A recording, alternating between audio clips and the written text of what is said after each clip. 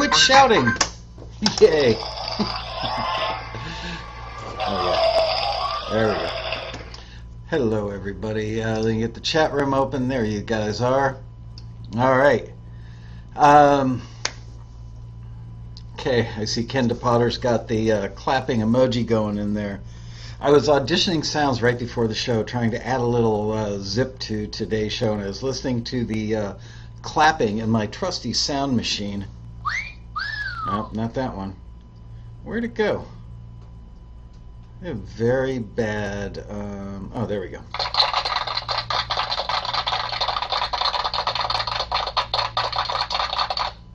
That's the worst clap I've ever heard. I'm not going to use that today.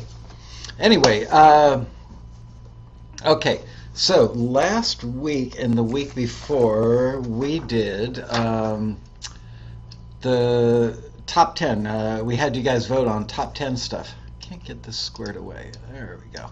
And Bria is out on vacation, but before she left me with a list of who got voted into the top 10 to go on the taxi website for the month of September, I believe. So from the stuff we listened to, it turns out that we had about the same audience size on both shows, so the voting turned out to be fairly equally weighted, although certainly not scientific. From week one, the song Blind by Mike Gladstone made it in. I Can't Change Your Mind by Chris Watts made it in. Tarragon by Steve, he told me how to pronounce it, Sobiech, made it in. Mausoleum by Lexi Sher made it in, and she is going to be the featured artist for the month of September. And Perfect Love by Jack Douglas Miller. So those five made it in from the show we did 2 weeks ago. Then last week, the stuff that made it in was Jumping Ship by Pat Sheldon, Something's Wrong by William Desmond, Bank Heist by Henry Winkle, Corruption by Monty Leach, and Fortress of the Brave by Sergio Naranjo. Sergio, actually, I remember this. Sergio won the $500 cash last year at the Road Rally. The first hour of the Road Rally, we do a drawing of ticket stubs out of a box, if I remember correctly. And last year, so quit shouting!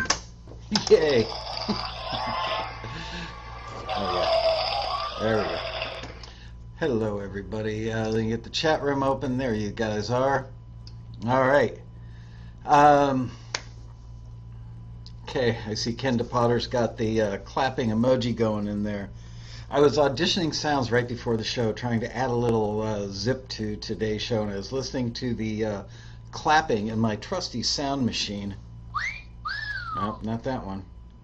Where'd it go? I have very bad. Oh, there we go.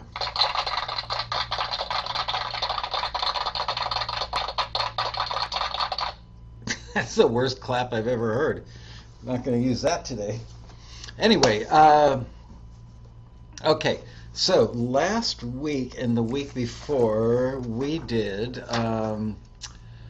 the top 10. We had you guys vote on top 10 stuff. Can't get this squared away. There we go. And Bria is out on vacation, but before she left me with a list of who got voted into the top 10 to go on the taxi website for the month of September, I believe. So from the stuff we listened to, it turns out that we had about the same audience size on both shows, so the voting turned out to be fairly equally weighted, although certainly not scientific. From week one, the song Blind by Mike Gladstone made it in. I Can't Change Your Mind by Chris Watts made it in. Tarragon by Steve, he told me how to pronounce it, Sobiech, made it in. Mausoleum by Lexi Sher made it in, and she is going to be the featured artist for the month of September. And Perfect Love by Jack Douglas Miller. So those five made it in from the show we did 2 weeks ago. Then last week, the stuff that made it in was Jumping Ship by Pat Sheldon, Something's Wrong by William Desmond, Bank Heist by Henry Winkle, Corruption by Monty Leach, and Fortress of the Brave by Sergio Naranjo. Sergio, actually, I remember this. Sergio won the $500 cash last year at the Road Rally. The first hour of the Road Rally, we do a drawing of ticket stubs out of a box, if I remember correctly. And last year, Sergio won and came up and got his 5 $100 bills. So very cool. Congratulations to all of our top 10 people: Mike Gladstone, Chris Watts, Steve Sobiech. I'm sorry, Steve. I keep butchering your name. Yeah, I don't know where to go with that. Sobiech? Lexi shared, Jack Douglas Miller, Pat Sheldon, or Pal Sheldon. Is this Pal or Pat? Pal. William Desmond, Henry Winkle, Monty Leach, and Sergio Naranjo. Thank you all for submitting. Thank everybody else that submitted. Congratulations to these folks. So before I go any further, you know I'm obligated to say, click that button down there. Yeah, right down there. There's a little subscribe button if you're watching the show on YouTube, and subscribe to our channel because you want to get alerts when the shows are posted. And also, go ahead, give us a like, will you? It makes YouTube like us better. We like when YouTube likes us better. Okay, so our mission for today's show is I am going to answer a bunch of questions that you guys sent in. I think all these, yes, these were received prior to the show. I think Bria ran a thing on Facebook for you guys to send in. So, sorry, I'm coming down with a little something. And you know when you get that thing where you talk and you hear it in your own head like too much? I've got that going on. So I just want to like shove my fingers in my ears and pop them or something. But I'm going to just keep plugging away here. You know what they say, the show must go on. Okay, so I'm going to start right at the top. And these are in the order that we received them in. So I'm trying to be nice and fair about that. Is there anything else I was supposed to do at the top of the show? I think I got it covered. And we're probably going to have some time to do additional questions in the chat room during the show. So, starting with number 1. This is from Storm and Norman. I'm a 64-year-old disabled songwriter with about 300 songs. I can't perform live or go out very much because I can't walk and I'm losing my vision. But my songs are very sellable, and if I had a young singer or band to perform for me, I'd be happy with that. But I'm having a hard time with no income finding someone. Can Taxi help without a lot of online work? Well, gotta say, Storm and Norman, I'm guessing you've got some online capabilities because you're using Facebook and you submitted your question on Facebook. So, the way that you can solve this problem is by going on the Taxi forum, which is forums with an S, forums.taxi.com. And in there you will see Collaboration Corner, a place where you can go in and collaborate. You could get to know people in the general hangout and become part of the community. And then once you do become part of that community, then you start putting your songs up there and saying, hey, I need a singer for this, or I need a producer for that. And you'll find people that have skills that are complementary to what you have or don't have. And I think that they will probably be your most expeditious, expedient, the fastest. They're plain old English, works every time. That will be the fastest way for you to find people that will be able to help you get your stuff done. Oh, it says your songs are very sellable. And if I had a young singer or band. So that's what I would do, is get to know the community and find somebody there. We see members do it all the time. Okay.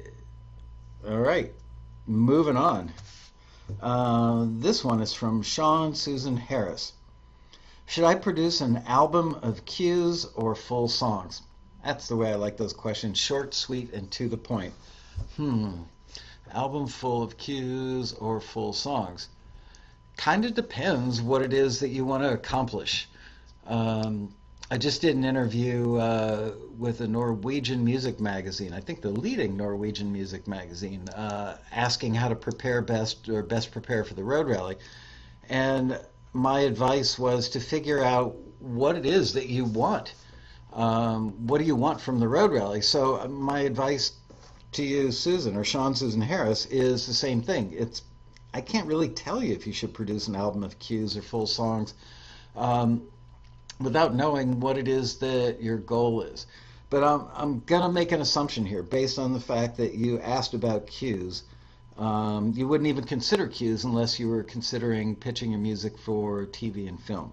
So, this is just me talking, okay? Other people could have a different answer because they're positioned differently or have different agenda in life. But I would say do cues. And the reason is cues are just plain easier. They're shorter. They have less sections.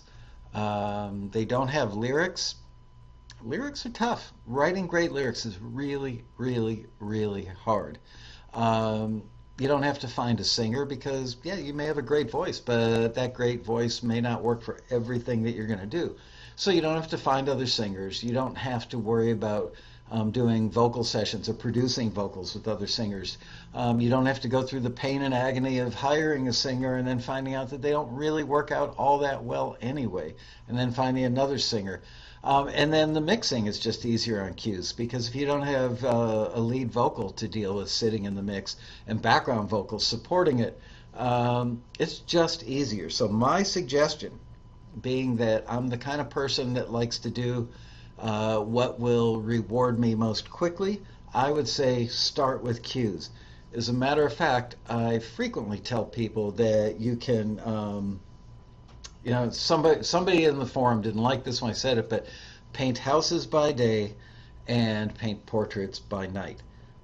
Both types of painting use paint, use brushes, have different types of strokes. It's a different craft. But by doing instrumental cues, you become faster and more familiar with your gear. You become a better producer, a better engineer. Your workflow gets nice and evened out to where you're reaching for stuff before you even have to really think about it. You're reaching for it, turning a knob or moving a fader, and stuff just happens because you've done it over and over. So do cues and then graduate to songs, and then you have to decide where you're getting the most success from. Honestly, I think for a lot of people, doing cues is great bread and butter work. It is the easier, faster way to make money with your music. And frankly, the people I know who have six-figure incomes doing cues, I've asked them flat out, do you ever feel like you're artistically unsatisfied because you're doing something like cues versus songs that you're pouring your heart and your soul into? And they said, no, not at all. They feel very good about the art that they put into and the craft they put into their cues. So my advice, just from my perspective, is start with cues, and you can always do songs later and find a balance. Maybe your ultimate mix, no pun intended, is doing 70 or 80% cues and 20 or 30% songs down the road. So there you go.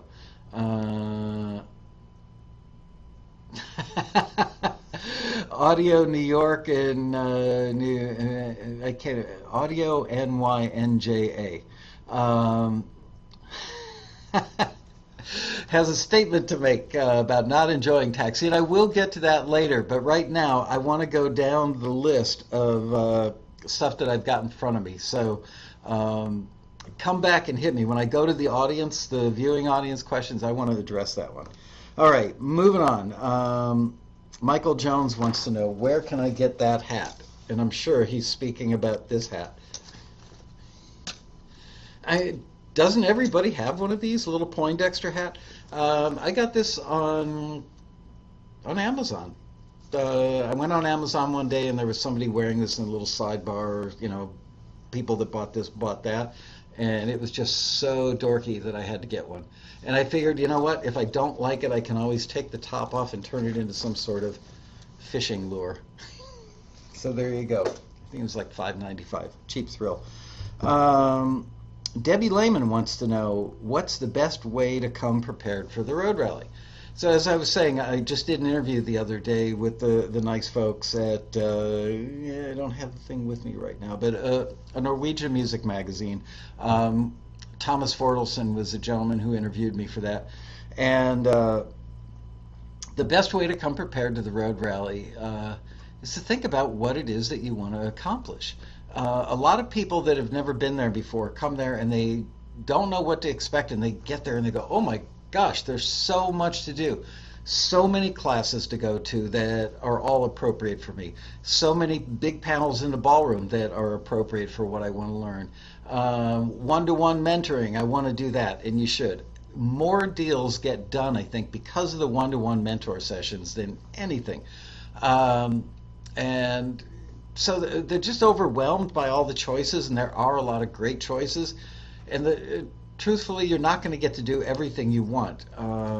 But we do send you the information, exactly what all the panels are, exactly what all the classes are, exactly who all the one-to-one mentors are and what their specialties are. And you'll get this stuff, I don't know, 10 days, 2 weeks before the road rally.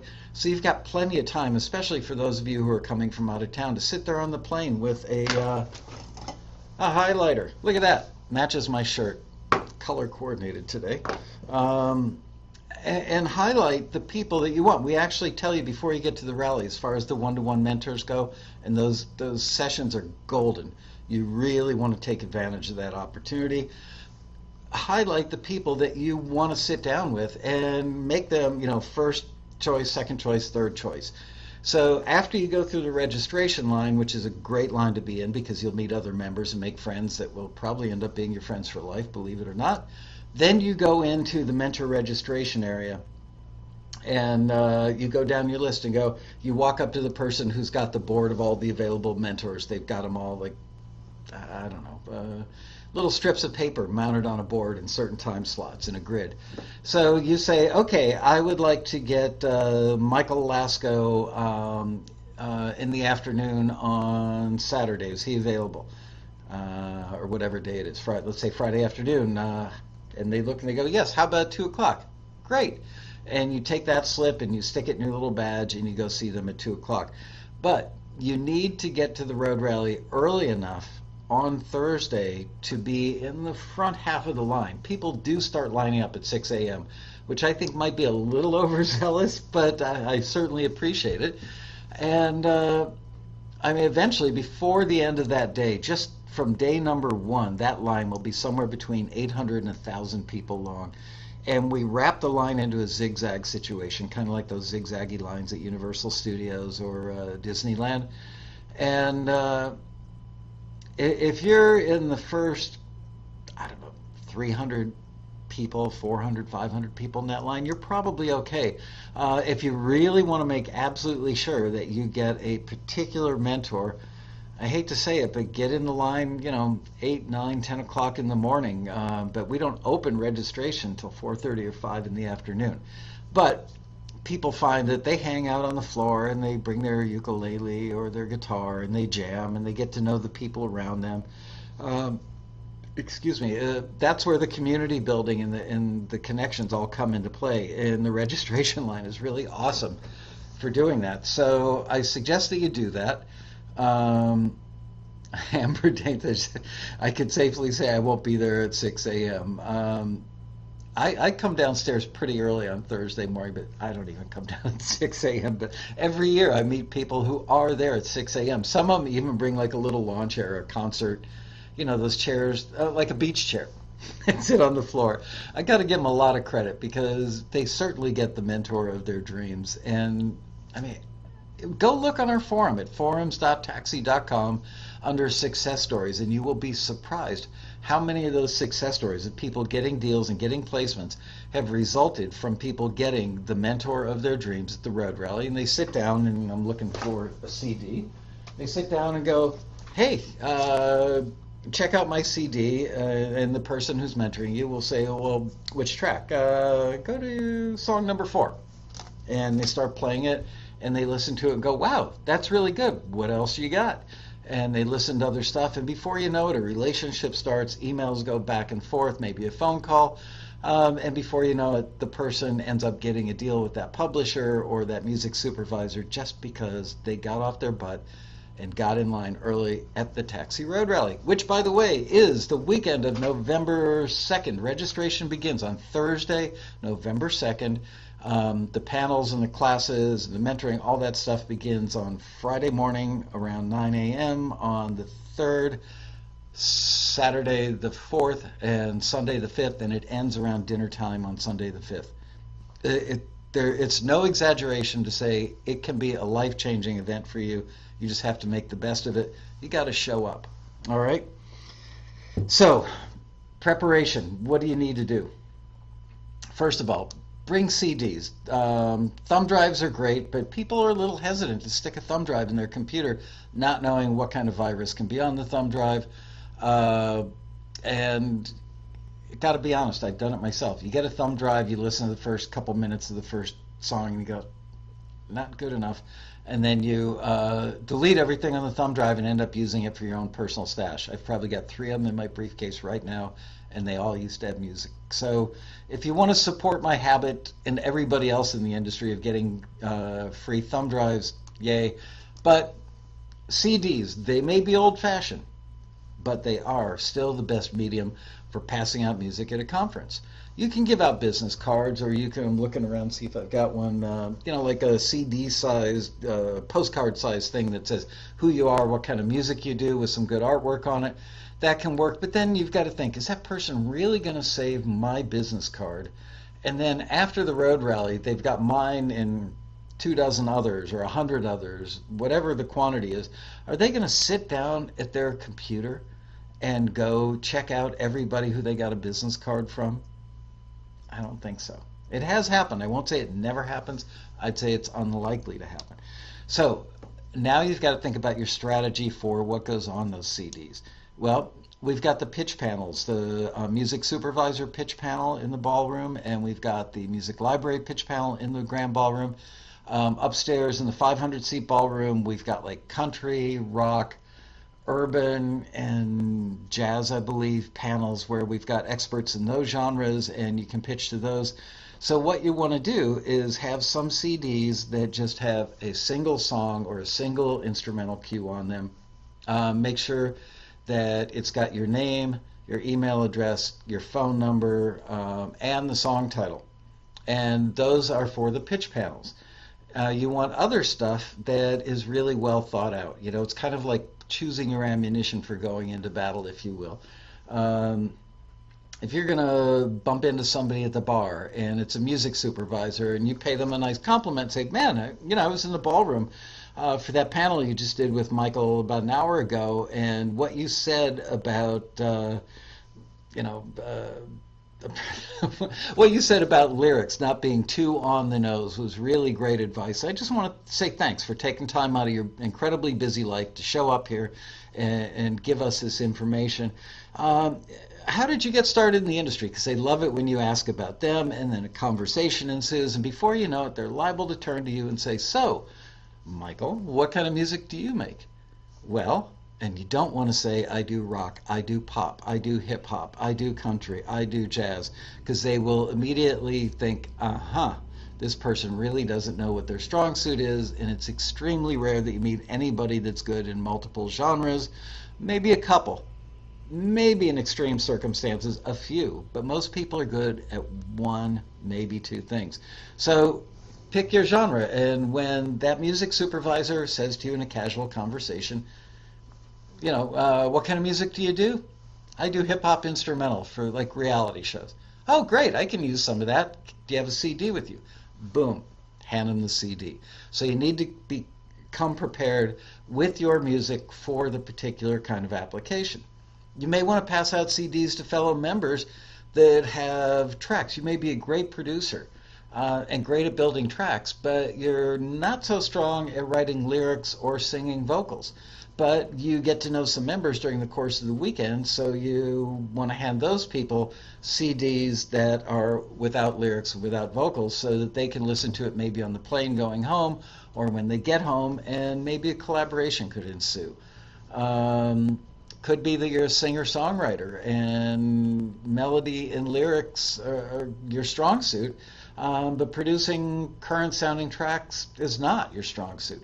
In those cases, you would want like guitar vocal or piano vocal demos that you could give out to other people who are strong in the aspects that you're not. So think about what the scenarios could be, what you're trying to accomplish, and a really good idea is go on the Taxi forum. I hate to keep plugging it, but it's the place to be. Forums.taxi.com, and there is a road rally specific section in there.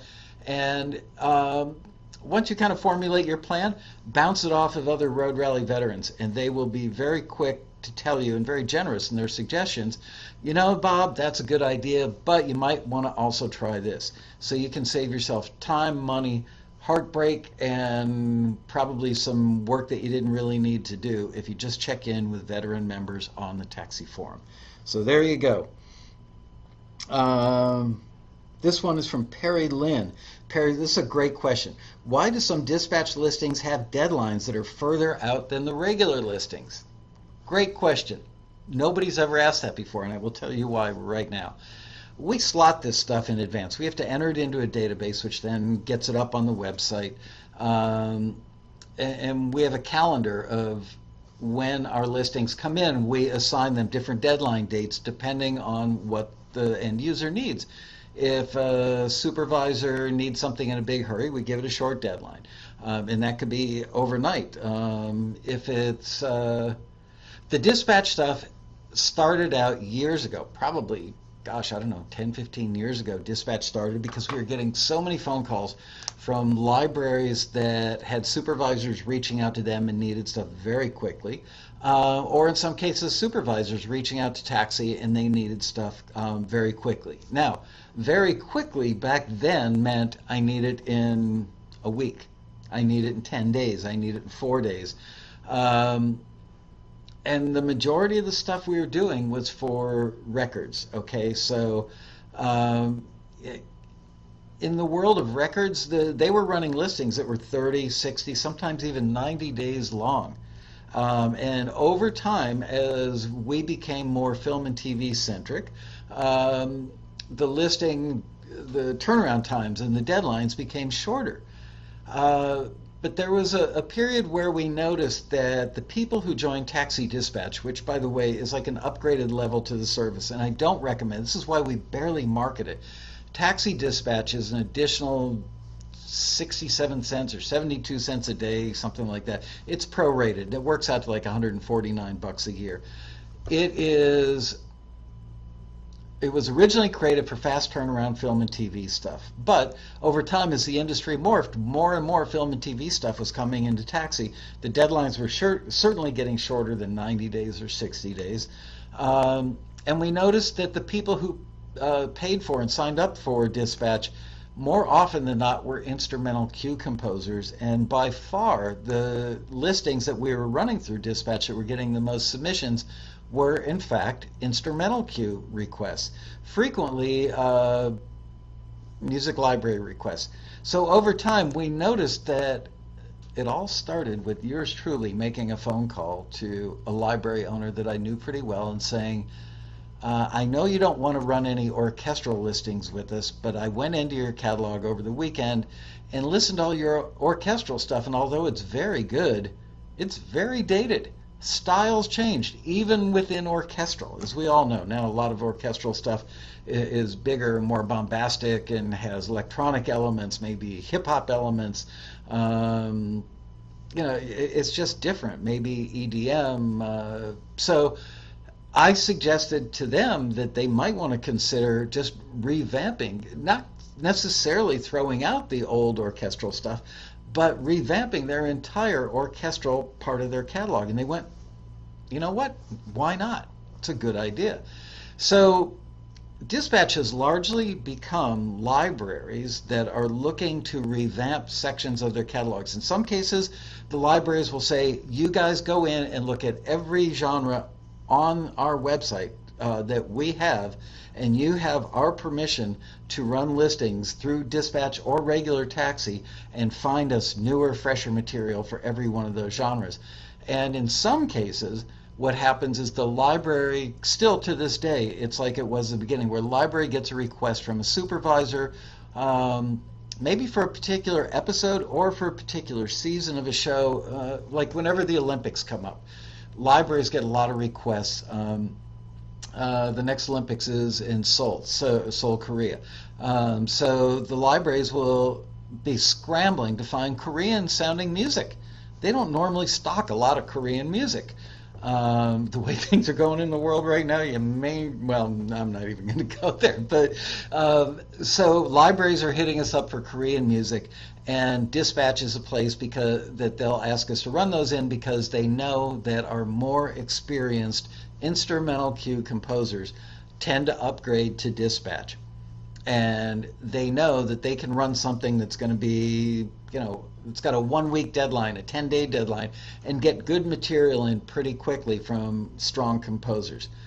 Now, how something gets into a regular listing that has a shorter deadline than that is we've already got, let's say, the Taxi Dispatch listing for orchestral, okay, orchestral hybrids, and that went out on Monday, September 1st, and the deadline is Tuesday, September 8th or 9th or whatever. It would be like a week later.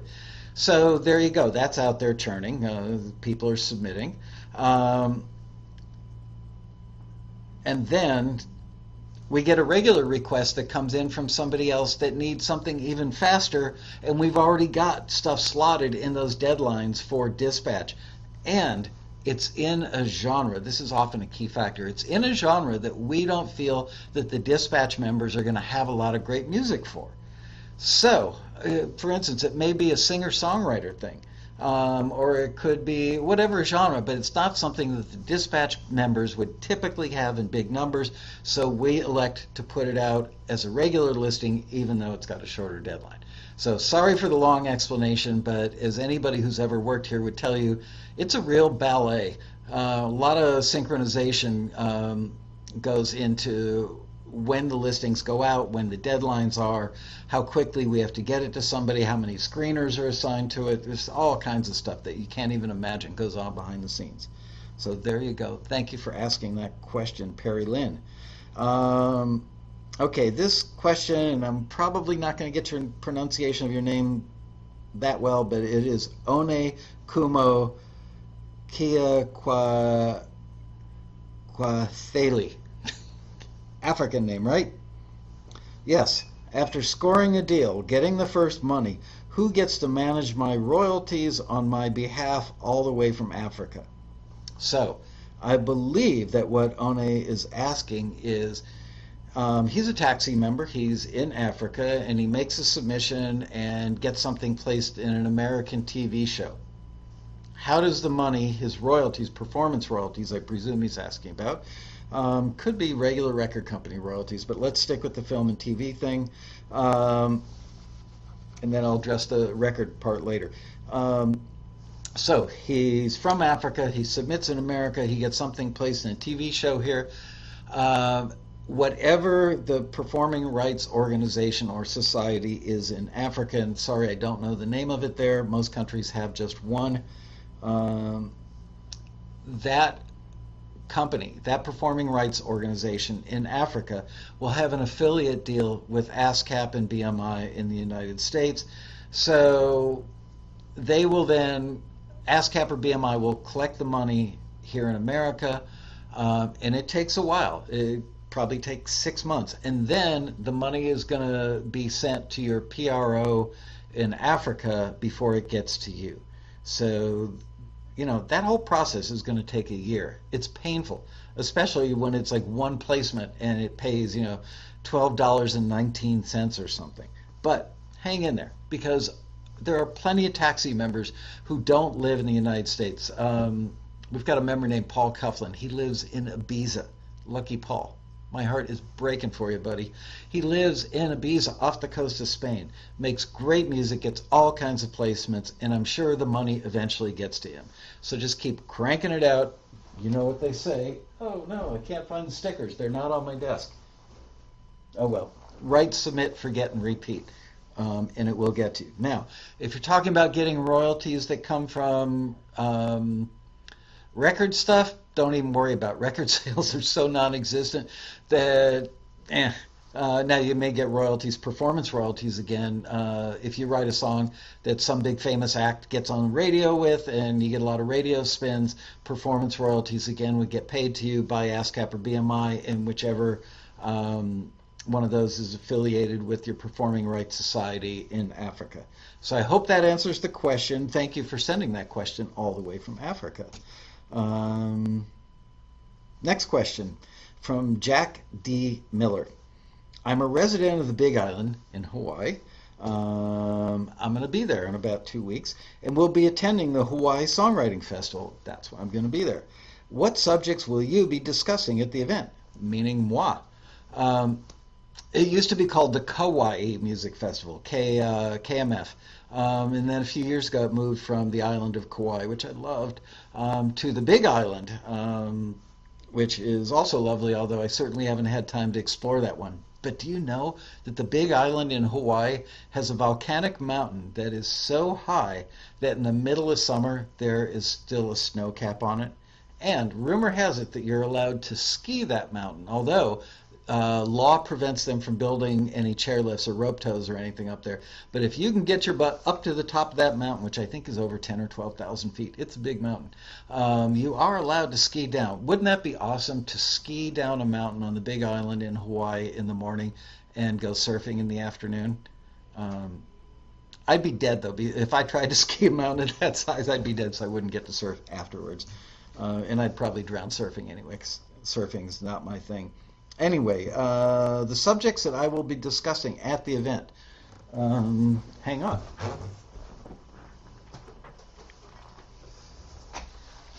I just happen to have my trusty schedule, and if you guys have never been to the Hawaii Music Festival, check it out.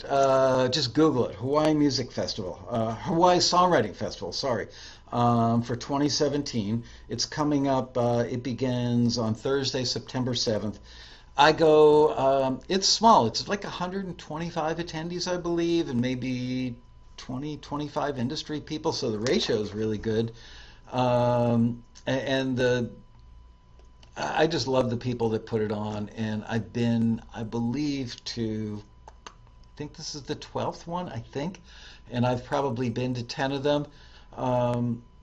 Frankly, it's stressful for me going. It takes me away from the office at Taxi, and I end up sitting in my room working via laptop if I'm not on stage. I don't even bother bringing a pair of swim trunks with me. I don't make it to the pool. I don't make it to the ocean. I know I sound like an idiot for doing that. What can I say? But I go for the people. I really do. I love those folks. They're great. So what am I doing? I am, on the first day, I will be at the General Assembly at 9 a.m., where all the industry people get introduced to the attendees. I'm doing speed mentoring from 3 to 4:30, and then I'm moderating a panel called Publishing and Royalties for Indie Songwriters, and that's got Stephen Ray, Michael Ames, Dina Perez, and Lynn Grossman. I don't know Stephen Ray. I don't even know what his specialty is, but I will know soon enough.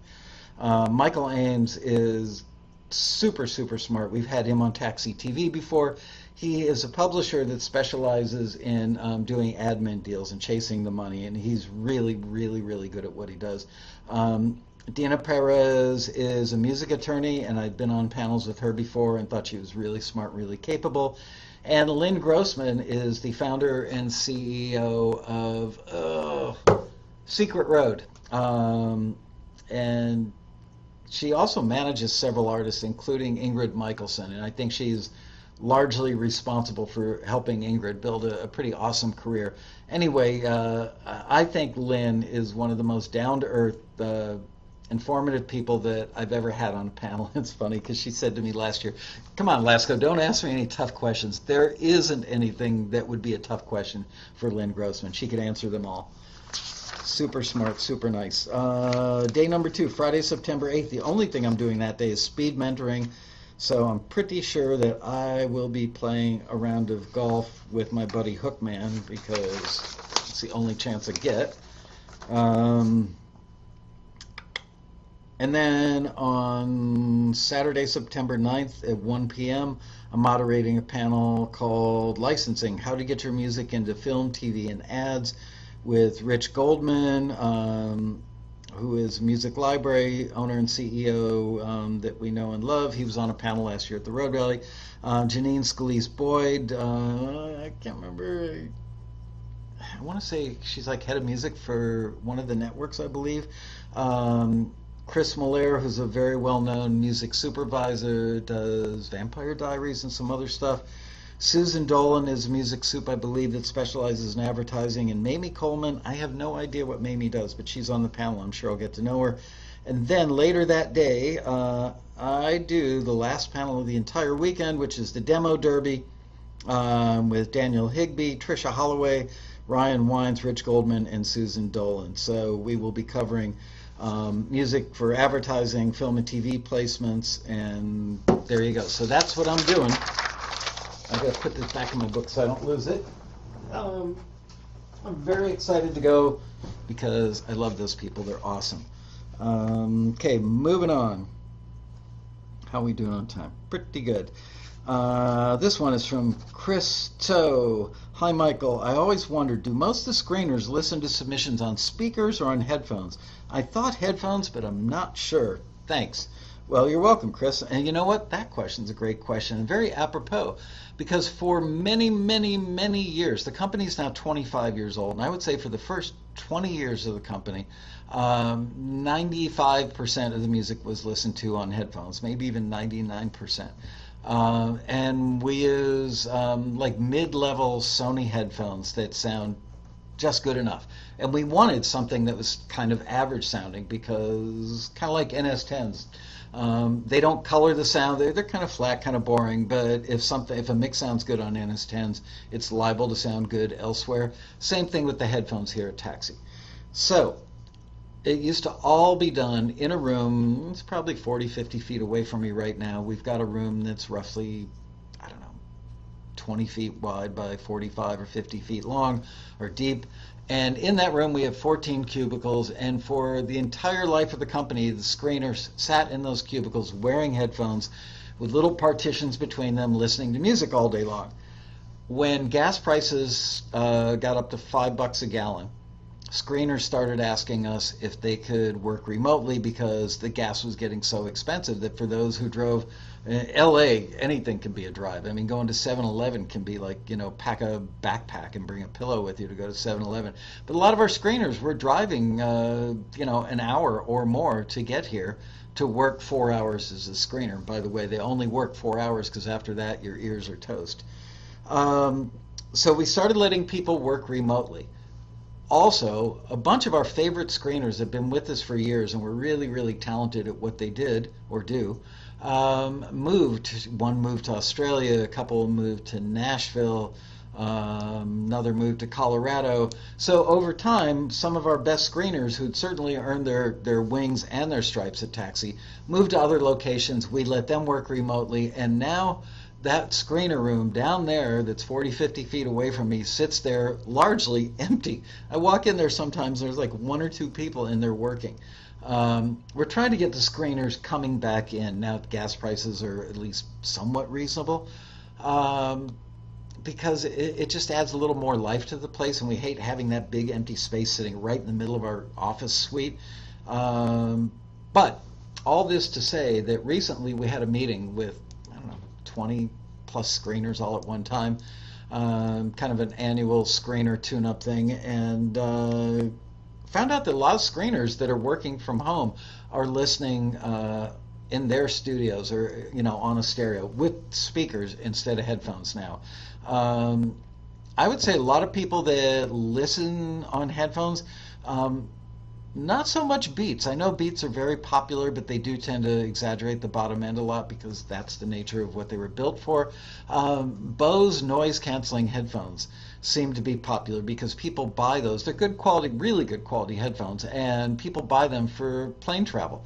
Nothing beats Bose noise-canceling headphones or just noise-canceling headphones, period, when you're doing a long plane flight. You get to the other end and you realize, I feel pretty darn refreshed having not heard the drone of the plane all that time. It's amazing. Um, by the way, the folks at Blue Microphones have come out with a line of headphones, and they have noise canceling headphones that I hear are stupendous, and they have threatened to give me a pair to test out. They will also be at the Road Rally, so keep your fingers crossed. They're pretty locked in for the Road Rally, and if they come, I think that they're going to offer some of their stuff up at discount prices at the Road Rally. So we're very excited about that. Would love to have them at the Road Rally. We've been friends with them for a long time. So there you go, Chris. I would say now the more stuff gets listened to on speakers, probably 60% speakers, 40% headphones, and the headphones tend to be, like $200-300 headphones, not so much the $75 mid-range ones. I would say the Bose headphones are, I want to say $350. I know some of the people listen on AKGs, some listen on Audio Technica. Those are pretty popular. All right, moving on. This is from, I can't pronounce his name, but it's Joa with a little squiggly thing on top of it. Joao Guillermo Matera Boza. I've recently signed in recently. I think I've signed in recently. I think he means he joined Taxi recently. I moved to Canada 2 years ago from Brazil, where I had a Billboard #1 in the early 2000s. Wow. English is not my mother tongue. Not mine either. I'm able to write lyrics, but I'm afraid I'll never be confident enough to tell the lyrics are strong enough or whether a phrase is a perfect fit for the vibe of the song. So there's a person that's being honest with himself. Any clues? My style is mostly top 40 pop music. Thank you for the great service. Well, thank you, Joe. I'm going to call you Joe because I totally butchered your name, so I'm very sorry for that. Yes, my advice for you is find a co-writer, a collaborator. Again, use the Taxi forum. You could probably find a collaborator in the chat room here on Taxi TV. It's a great place to meet collaborators. But go to the Taxi forum, and you know what? I've seen this go the other way, where American songwriters are pitching stuff to a foreign market, let's say French or Chinese, whatever.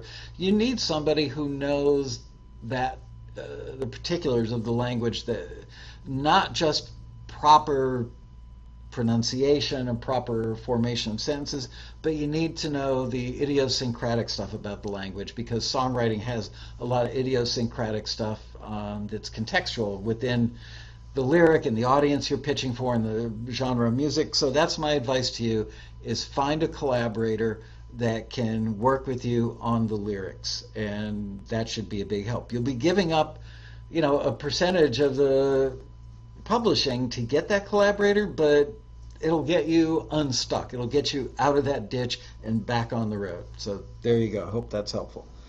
Dean Turner says, I was just wondering if I have this straight.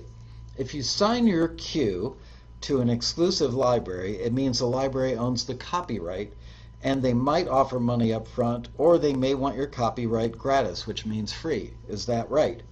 Yes, that is absolutely true, Dean. When you give somebody, when you do an exclusive, it means that they own it and they control it. In many cases, if not most, they control the publishing, the publisher's share. Out of every publishing dollar, or let's talk about a pie. Hold on, do I have a pie?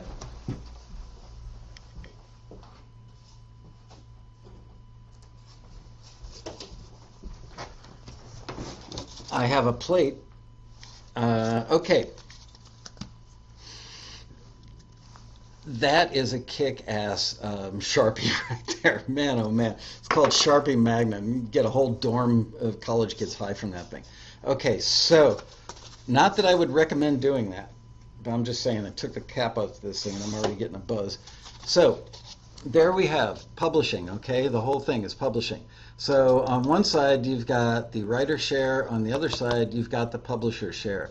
At the moment that you create that music, assuming that the song or instrumental piece, is not already owned or assigned to a publishing company because of some big catalog deal you did with them, 100% of that belongs to you. You own the writer share and you own the publisher share. I shouldn't use that finger.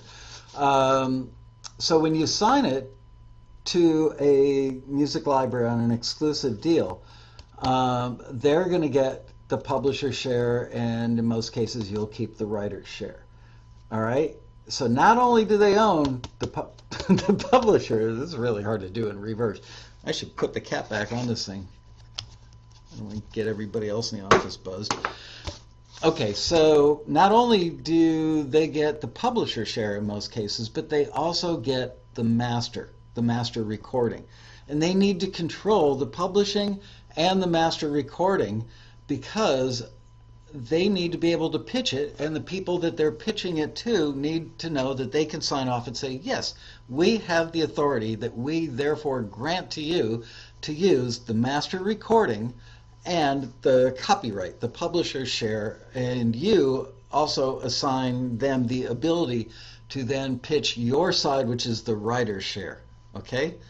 Buy a book, because I'm not explaining it as well as I would like right now. So yes, they do get ownership of those things. And what was the question again? Sometimes they will pay you money up front. In the old days, they used to pay up to like $1,000 a song or track up front to buy the publisher's share. They just referred to it as buying the publishing and the master rights from you. And there are still taxi members that have developed such good relationships with libraries over time that the library owners will reach out to the members and say, I'd like to hire you to do a 10-song compilation of salsa. Just throwing that out as an example, and I'm going to pay you $300 or $400 or $500 a track to do that. So let's call it $400. So you're going to get $400 times 10. You're going to get $4,000, and you are going to give them the 10 master recordings and the rights to the publisher's share of that music. You will then retain the writer's share. So every time they get something placed in a TV show, they're getting money for licensing the master recording, they're getting money for licensing the publisher share of the copyright, and you're collecting from your PRO, your performing rights organization, you're getting paid for the public performance through your writer share. And you've already gotten paid up front. Those money upfront deals have become less and less over time, largely due to so much great music being out there, I believe, and fees dropping on the industry side. Good news is many, many, many more outlets for music than ever before in the history of the industry. So while fees have dropped, opportunities have increased. I hope that explains it as well as you needed it explained. I know I got it right. I hope that was a good explanation. Thanks for asking the question, Dean. Moving on. Ed Busacker, B-U-S-A-C-K-E-R, Busacker, I believe. I'm 1 year into my first 5 years of taxi, presumably, and I'm doing the work.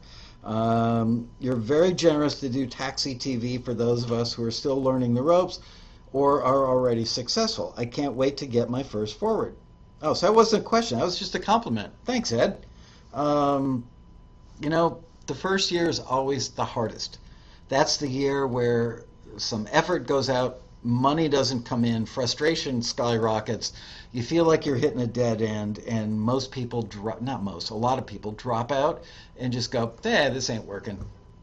Little do they know, if they'd hung in for another year or two, that they would eventually get some momentum going and hit critical mass, and before you know it, they've gotten to that 5-year mark, which isn't the 5-year mark for everybody. Not everybody works at the same speed, cranks out the same kind of music with the same regularity. But 5 years seems to be kind of an average where people reach critical mass and they start making $10, $20, $30,000 a year, sometimes 40, 50, 60,000 a year.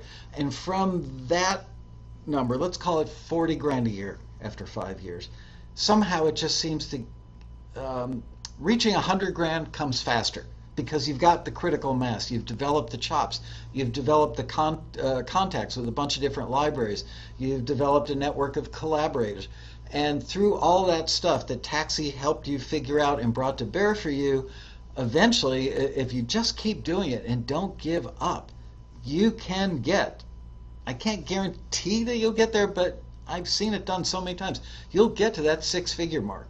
And that's a really good place to be, especially if you're in your 30s, 40s, 50s, and or 60s, and you can start doing that and building up a retirement fund, because someday when you're 65 or 70 and you want to retire from your day gig, you can continue to make music and have all those tracks, which by the time you retire should be 1,000, 2,000 tracks in 10, 20 different libraries. You're going to be sitting pretty. I'm not a financial advisor. I have no authority to tell you that. I'm just a guy who's seen it done before. So don't take my word as gospel like you would from a certified financial planner or something. But I have seen it done, and it's the same pattern over and over. So there you go. Thank you, Ed, for that compliment. I appreciate it. Perry Lynn. Oh, Perry Lynn, who asked a question earlier, now asks another question. Michael, when a listing asks to push the boundaries and give them something fresh, there is a 99% chance it would get rejected by screeners by not matching the reference songs. Do you advise the screeners to be more lenient on such listings? The screeners are told whatever is in the listing. It's not like we go, hey, you can be more lenient with this one or be tougher than what we told them. They've got to be operating on the same level you are, or we would really not be serving our members very well. However, when the listing says push the envelope a bit, I would assume that any screener who can read English and sits down and looks at that listing and says, okay, push the boundaries a bit. So this doesn't sound, and they don't want stuff that sounds exactly like the references. The references are a reference, okay? It's a reference. They don't want you to copy it, but they want something that would probably, in most cases, fit on a playlist with that. But when they say push the boundaries a bit, I call it the 15% rule. Because whatever you're hearing on radio today was probably created a year and a half to 2.5 years ago. So if you were pitching, for instance, record label stuff right now, don't try and pitch what's on radio right now. Think about, what can I do that would make this 15%, move the ball 15% downfield a little, you know? What can I do? What kind of cooler beat can I come up with? It basically sounds like top 40 radio pop, but what can I do? What are some, what's the word I'm like, incremental tweaking. That's a good way to describe it. Incremental tweaking. You don't want to completely and radically change the world. That only works in extremely rare circumstances. And I know musicians hate to be pigeonholed and hate to have anybody say to them, don't be creative, don't be artistic. Because, yeah, you could make a case that, look at the Beatles. They were artistic. They changed the face of rock and roll music. We all really know that they got their stuff from old rhythm and blues guys and people like Chuck Berry. And what they did was they just changed it a little bit. Granted, they were amazing writers. I am a huge Beatles fan, so I'm not dissing the Beatles, but I'm saying that originally the early Beatles stuff was an improvement upon what existed already, right? And then they could, because they were the Beatles. They were a rare instance of a band that had such a huge following and such a huge impact and so many fans that they could push the envelope and come out with something like Sgt. Pepper's and have it still be a hit with their audience, because people just loved the Beatles and the fans were willing to follow the Beatles wherever they went. But most people don't have that luxury. You can make that bet. You can do that. Personally, I like incremental improvements. It's a safer bet. If you were going to design a house, would you want to put something in your neighborhood that was like totally whacked out and crazy? Or wouldn't you just want to have something that's like a little fresher, cooler take? Instead of like an old, 1950s style house, you want to have something that doesn't even look like it was built in 1986 or 1995. Right now we're in 2017, so you want to have something that looks like 2017 and a couple of years fresher than that. So that's the rule of 15% incremental change. That's the way I would deal with it. And when the screeners look at the listing and it says, feel free to push the boundaries a bit, they're not looking for something that is insanely different. They're looking for something that still sounds like it would have commercial viability, like it would land on radio, like the public would like it. It wouldn't be too much of a stretch. That's the key. Not too much of a stretch for the public to fall in love with it. So keep it fairly close to what's happening now, but push the boundaries a bit. Italicize that word bit. Okay, moving on. This is from Ming XI, which I believe is she, Ming Shi. I'm assuming that's Chinese, and this is a really good question. I wonder, Ming, are you the Chinese lady that stood up and asked me a question or asked the panel a question last year at the Road Rally about how many Chinese listings we get, or do we ever get listings for Chinese music? I remember after the rally I wanted to find you to tell you, hang in there, because the answer is yes. And sometimes we could get 3 or 4 BAMO and then nothing for 9 months, but they do come. Okay, Ming asked the question, hi Michael, what are the 4 most common and in-demand types of instrumental cues for film and TV? Right now, and if you're watching this show in 2018 or 2019 or 2020 because you like oldies but goodies, this may not be the correct information that far out in the future. But for today, which is August of 2017, I would say that hip-hop is a very popular instrumental cue category. EDM is very popular. So kind of whatever's happening on the radio right now turned into instrumental cues is what music supervisors want, therefore music libraries want it. Pop could be, Selena Gomez, just whatever kind of pop is on the radio, which is now very influenced by EDM. So pop is very beat driven now. So imagine a Selena Gomez song or something, a Justin Bieber song, Ed Sheeran song. Imagine that without lyrics. That's very popular in the pop category of instrumentals. Rock is always kind of a staple. And I would say like punk rock, party, like Blink 182 kind of stuff. Punky, poppy, rocky. Yeah, I'm in the music industry. Punky, poppy, rocky music. There you go. That's a new genre. Blink 182 is a great example of that. Also, party pop. There are a lot of movies that have scenes where, there's a big party going on. Mom and dad are gone and the kids are throwing a party in the house, or somebody's at a club. Whatever is current. And remember, again, if you're pitching your music to something that is a movie that's going to come out in 2 months or 3 months or 6 months, or an episode of TV that maybe isn't coming out for a few more months, you don't want to pitch stuff that sounded like 2 or 3 years ago unless they're asking for that. You want to sound current, sometimes pushing the envelope a bit on what is current. So there you go. Also light rock, light acoustic, emotionally upbeat, the happy clappy ukulele, hand clap, cajon kind of stuff. That seems to never go away. Although people want it to, and I don't understand why. It makes you feel good when you hear it. That stuff gets used in a lot of TV commercials.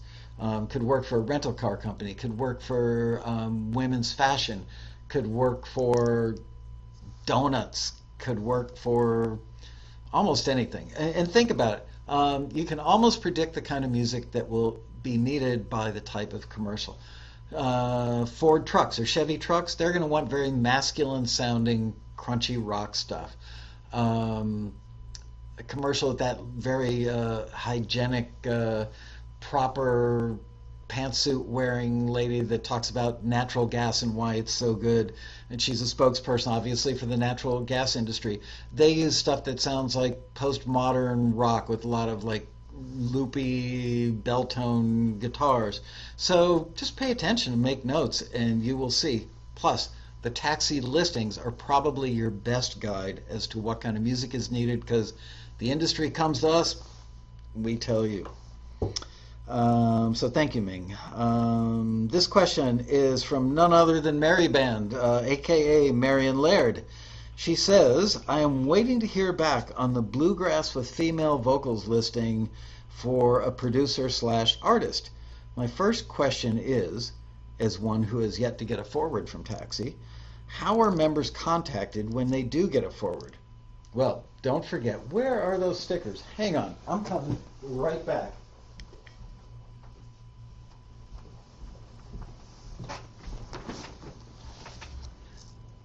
Write, submit, forget, and repeat.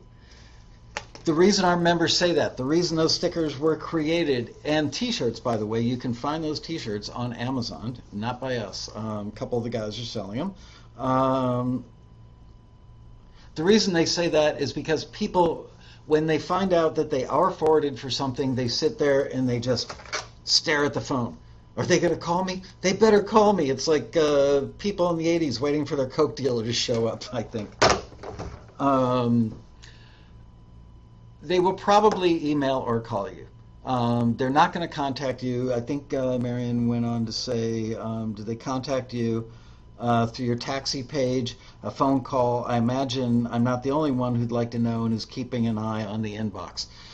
You know what? Don't only keep an eye on the inbox. Keep an eye on your spam folder. It is shocking how many times we've gotten calls from industry people, whether it's music libraries or a supervisor or a producer, whomever, saying, I reached out to this person, they haven't gotten back to me, and I really need this.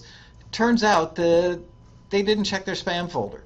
And because the music supervisor's email address wasn't known, wasn't whitelisted on that member's computer, it went straight to spam. And what a heartbreak that is. So my suggestion is check your spam folder for a couple of seconds every day, because sooner or later when somebody wants your music, it's a very decent possibility could land in there. Generally, people are going to reach out with an email. We do provide them, by the way. Every time Taxi forwards your music to whatever entity that it's being sent to in the industry, we send a contact sheet along with it that's got your name, the song title, your phone number, and your email address. We also embed that stuff in the metadata. Gee, I think I need a sip of an energy drink.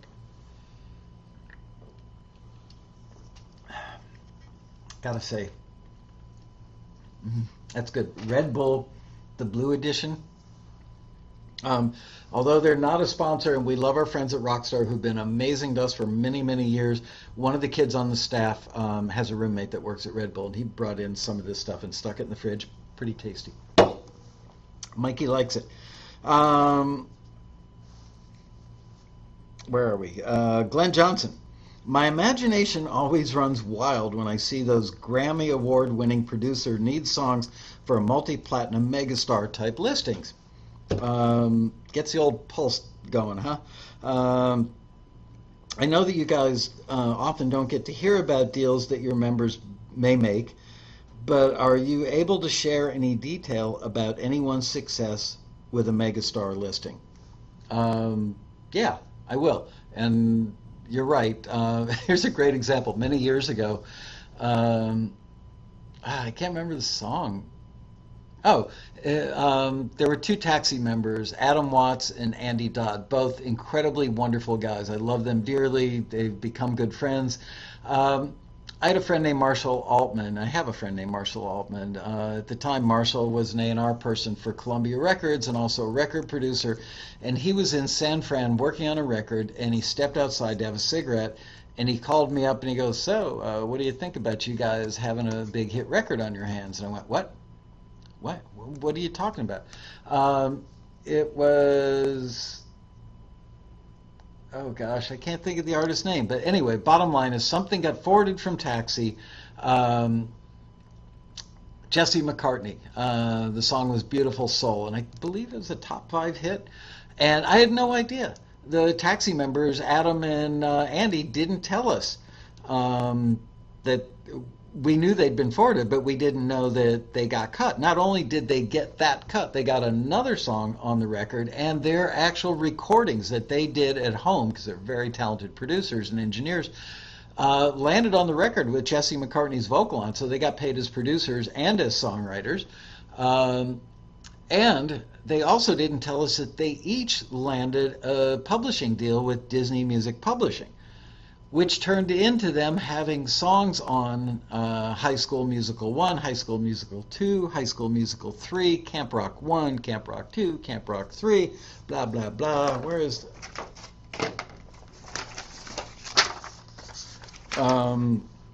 Anyway, so I called up Adam Watts. I looked him up in our taxi database. I called him up and I said, so I understand that you guys have a hit on your hands that you got through taxi. And there was dead silence on the other end of the phone. And I said, I'm not calling you to like hit you up for a piece of the action or any money. Taxi doesn't participate in the deal. You get to keep 100% of that money. Good thing for them, because I believe, I'm pretty educated guess, I think they both became millionaires from that one connection through taxi. I'm almost certain of it. So once they knew that I wasn't calling up to pinch them for anything, we really hit it off. We became friends, and we remain friends to this day. Adam and Andy both have done the Taxi Road Rally, and they've continued to write incredible music ever since. So here's a list. Probably needs to be updated, but I'm going to go down this list quickly because I can't believe. I was worried that the show was going to end too soon. Now I'm worried that I may not make it to the end. Okay, Jenna Dre got signed to a $100,000 indie label deal. She had a dance hit, but I can't remember the name of the song. The group The Matches got signed to a major/indie deal. Their record didn't do that well, it says here. I love that band. They were like a Blink-182 kind of band. I personally love their record. The band Fisher got signed to Universal. That, frankly, was a result of me handing a Taxi compilation to the vice president of one of the major labels, some division of Universal. We were on a golf course, and I gave him the compilation before it came out and said, would you listen to this, tell me if there's anything that should come off of here, or should we change the order of anything? And he called me while listening in his car on the way home and said, I love that first band on there. It was a band called Fisher, and they ended up signing to Interscope, and then the record just stiffed. But they did play The Tonight Show. A band called Bob Goblin signed to MCA Records right around the time that Blink-182 got signed, and Bob Goblin, although, again, I love that band. A powerful rock band, just amazing on stage. Great vocals, great everything. But the record didn't do well. It wasn't the right record for the right label at the right time. Okay, I already talked about this. Adam Watts and Andy Dodd got a cut, had an international hit with Jesse McCartney's Beautiful Soul. They each signed publishing deals with Disney Music Pub as a result, which has led to them having cuts on tons of records that have resulted in their songs and productions being on 45 million records and tons of film and TV stuff. So there you go.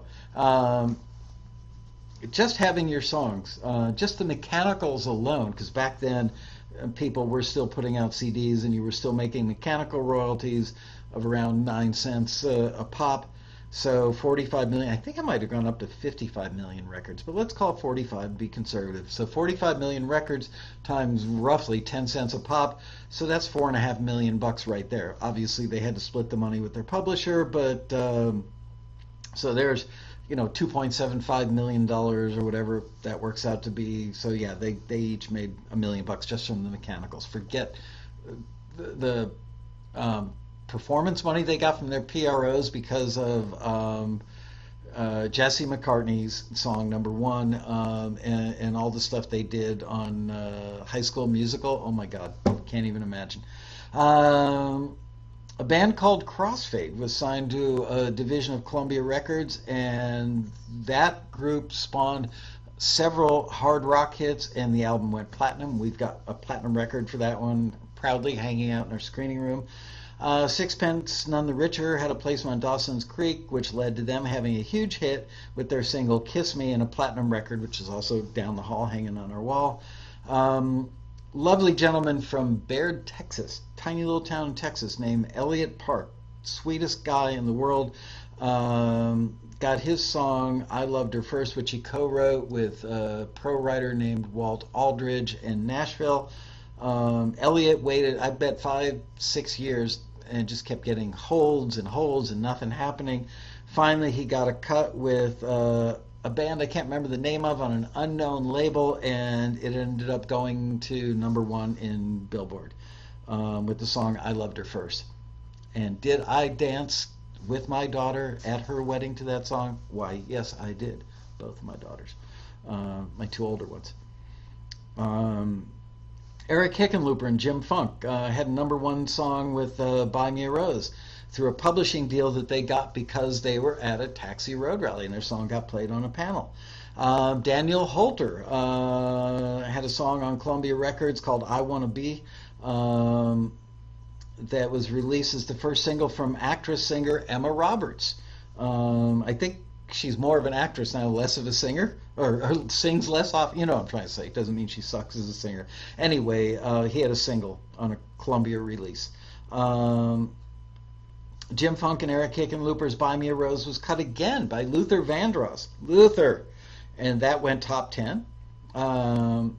Taxi member years ago named Brian Allen showed up at a road rally and said to me, guy had such, I've talked about this on the show before, he had such a thick Scottish accent, and he said to me, I was a little drunk, he was a little drunk, I think, and had been flying over from Scotland, so he's a little loopy from the travel, and he walked up to me and said, I'm going to get a record deal before I leave town. I'll be damned. He got a record deal before he left town.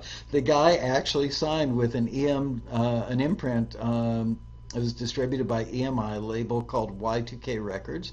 I don't think the record ultimately ended up getting released, but I could be wrong. More than a dozen Taxi members have had cuts on compilations with an international label that's distributed through Universal, and the members call up. I can't even remember the name of the compilations, but I love it when Taxi members, little old humble Taxi members, have their stuff on a compilation with like major. I'm talking like Madonna level artists, and I think we had about a dozen of those happen. Taxi member Chuck Henry, he's been on Taxi TV 3 or 4 times now. He's one of our 6-figure members. He got signed to, I want to say it was a New Age label. Could be wrong. Might have been Light Jazz. Anyway, he was signed to a label called Ethereum Records, if memory serves correctly. That label went out of business, and they turned him on to another label, and I believe he still has that record label deal. Beloved Taxi member Dean Krapane has had at least one, if not more, songs cut by a Swiss artist named Stephanie Heinzmann on Universal. And if I remember correctly, the song for that was called Do Your Thing, and that was a hit, and I'm pretty sure that the single and the record went platinum. Dean is also very successful in film and TV music. And I love this one.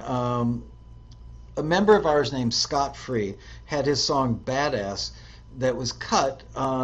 There's a woman named, unless you're a blues lover, you wouldn't know necessarily, but there's a woman named Janova Magnus, and she is the reigning queen of blues music.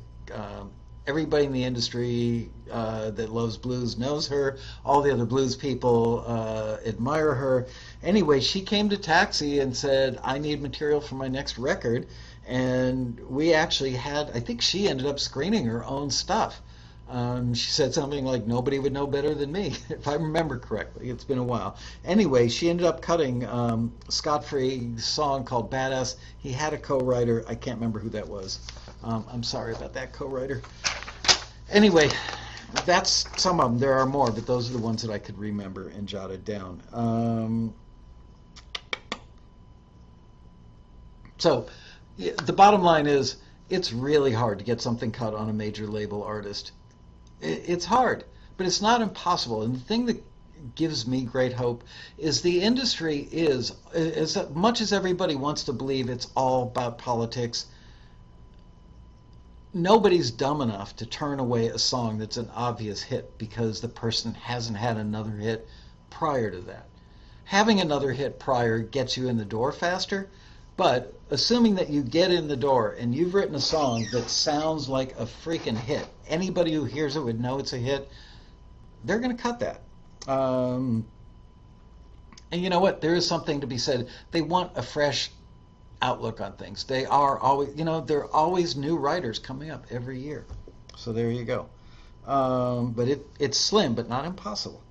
Um, Mary Brennan says, at the last road rally, Michael Lloyd heard one of our songs and immediately told me, oh man, sorry, that was, nope, wrong one.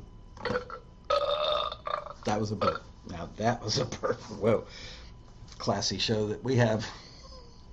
At the last road rally, Michael Lloyd heard one of our songs, immediately told me I needed to shop the song and who to contact. Well, there you go. That stuff happens at the road rally. You recently heard it on your listening show and commented that it was excellent lyric craft. However, it has been rejected twice this week by your screeners with a critique that read, the lyrics are not substantial. Can you help alleviate frustration for many members who are experiencing the same thing with some words of wisdom? I'll be right back. We're going to alleviate frustration.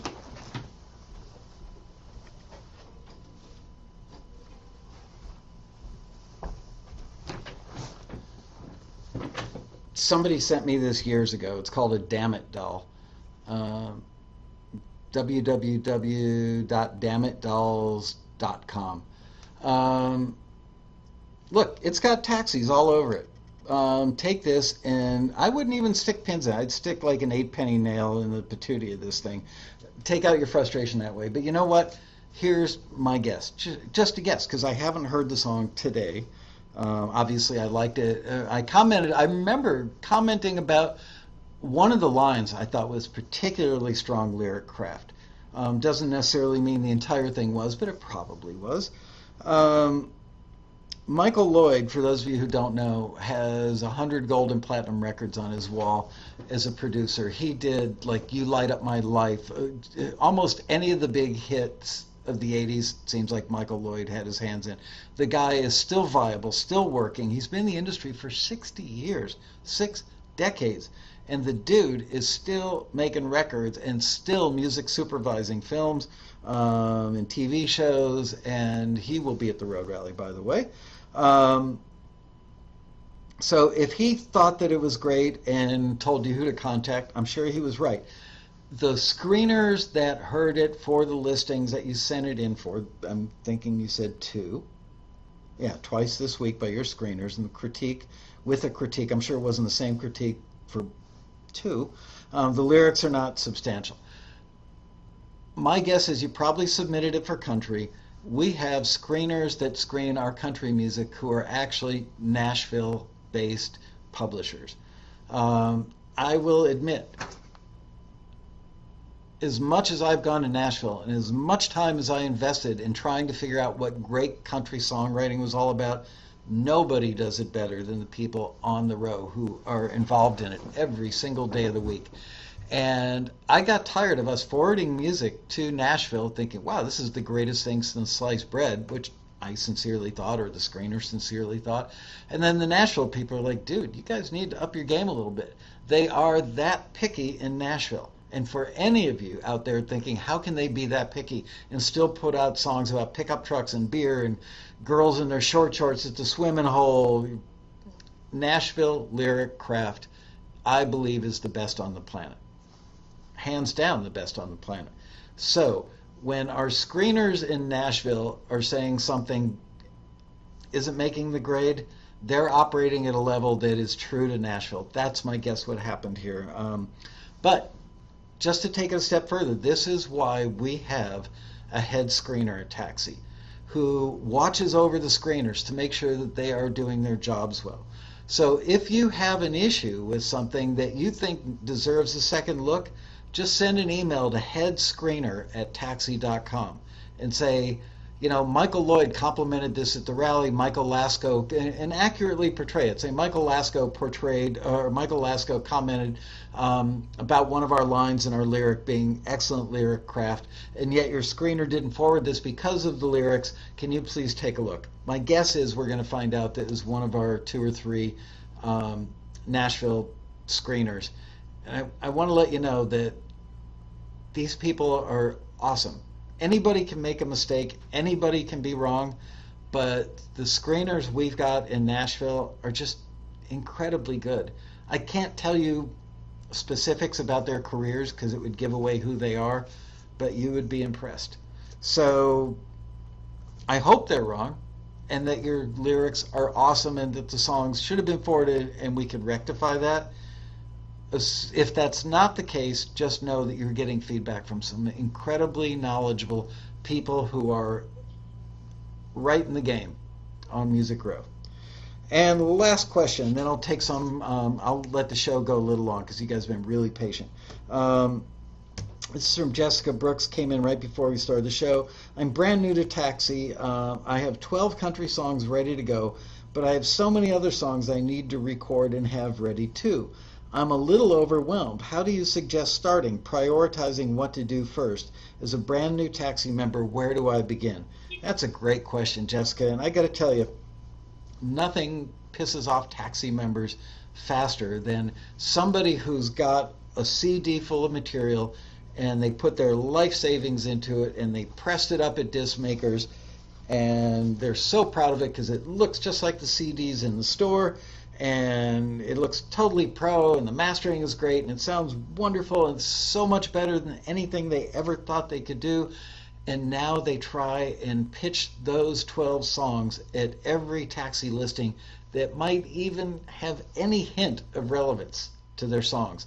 And they know, they always seem to tell me in retrospect, yeah, I probably shouldn't have pitched that same material over and over and over again. I just wanted so badly for these songs to fit somewhere because I put all this emotional effort into it and all this financial stuff into it.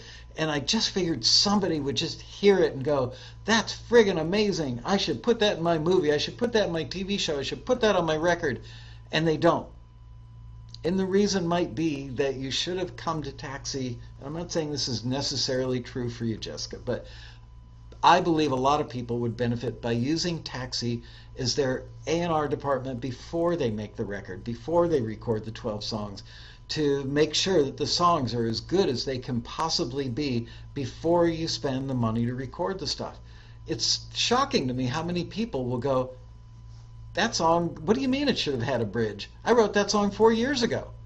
I spent, $20,000 on that CD, totally ignoring the fact that the songs should have had a bridge, assuming that this kind of song should have a bridge. So my advice to you as a new member is, yeah, go ahead and pitch the stuff that you've got. I have 12 country songs. Again, the bar is going to be super high for country because it is just high. That's the way the country industry is. Pitch it.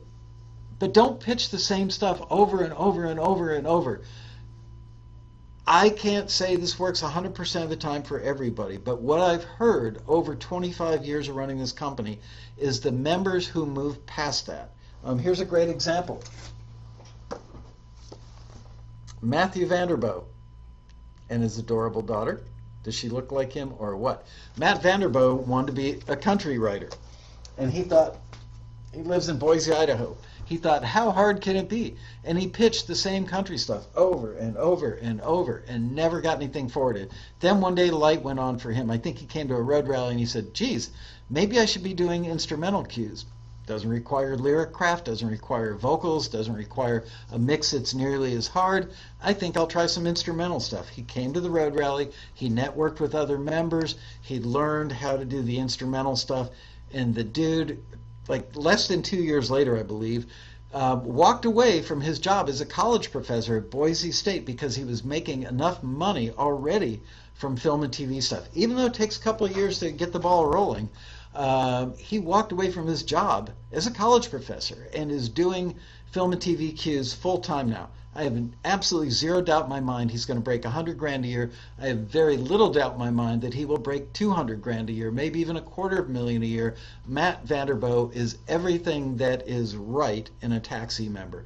And his secret to success is he realized that you can't pitch the same stuff that's probably somewhat dated, probably not as strong as it should have been, although it could be wrong, and started creating what the industry was asking for, and that's the secret.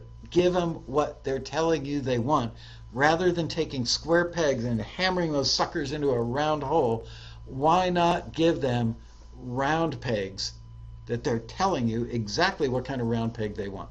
So if you really want to know, as a brand new taxi member, where do I begin? That's where you begin. Trust me, it works. Come to the road rally, November 2nd through the 5th. I don't make a penny if you come. It's not like somebody is paying me when you show up for free. The sponsors pay to give you guys free seats, okay?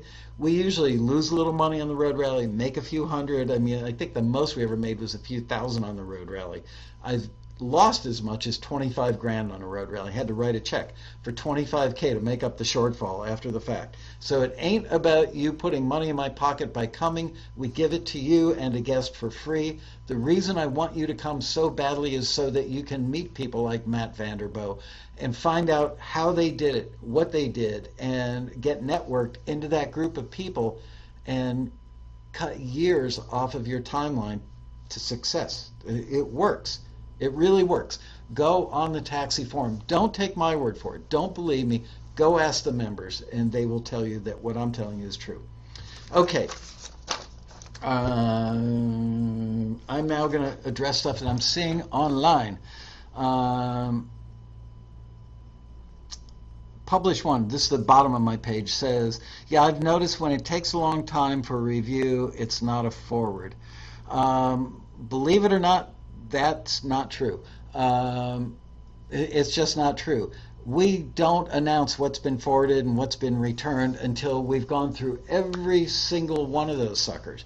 So, you know, if we screen 100 songs for a particular listing, some are going to be forwards, some are going to be returns.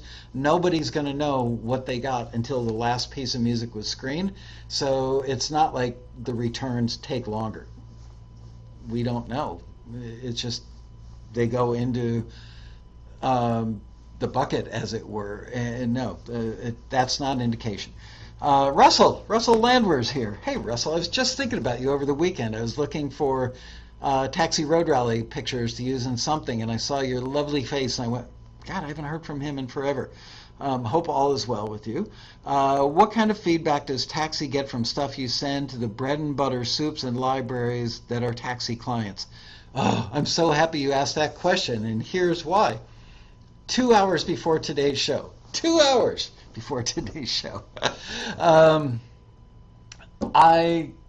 was on the phone with the music supervisor, who may not be the biggest music supervisor in the industry, as in does blockbuster movies a couple times a year, but this guy has been working for like 20 years. Just, I was looking at his IMDb page. So many projects, lots of TV stuff, lots of B movies, couple of A movies in there, but just constantly working. I mean, just the 2016 and 2017 section of this guy's IMDb page was like a foot long. Really substantial amount of work. Anyway, we had been exchanging texts and emails and phone calls for, I don't know, a couple months maybe, and then we started really getting ramped up on the texts, playing a little game of back and forth over last week. Anyway, I called him today, got him on the phone. We had a great conversation, but the first thing out of this guy's mouth was, man, I'm so glad to finally connect with you. I've heard nothing but wonderful stuff about you. And he rattled off the name of a person or two that other industry people that had told him about what a great company Taxi is. So it's nice to know that supervisors are hearing that from other supervisors. As far as what we hear from the people we forward music to, it's extremely rare that we ever get complaints from the industry people. Compliments, yeah, you know, we don't hear a lot from them. People in the industry don't have time to pick up the phone and make nice. Let's be honest. For every minute they're on the phone talking to my ugly face, they could be on the phone pitching music and making money. So they will always err on the side of making money. That said, we were on, three of us from the staff, myself and two of the guys from our A&R department, were on the phone with a couple of gentlemen who own a music library. These guys have been around forever. They've had tons of placements, recently started working with us, and we started out the conversation by saying, by the way, how were the first few batches of music we sent? And the guy said, oh, Total pro. Everything we got was amazing. So there you go. I had to be on the phone with them for some other reason to elicit that answer from him. How was the stuff we sent? Oh, total approach, amazing. And he said he did make a point of saying that the people I dealt with were very professional. You guys have done a great job of training them. So thank you, Taxi TV and Taxi TV watchers. We love to hear stuff like that. Can never hear it often enough. Question, what Russ asked. What did Russ ask?